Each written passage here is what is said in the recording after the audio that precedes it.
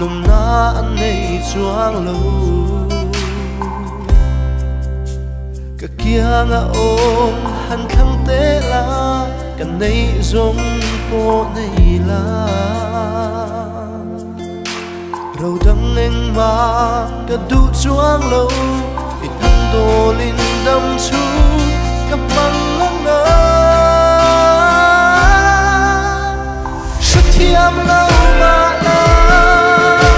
xoay thấy lâu mãi la sắc nên dấu có dùng phâu chuyện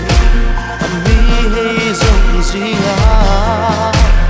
cái tu sam dùng tê tất rắm sang lâu mà xê ngân chốt tu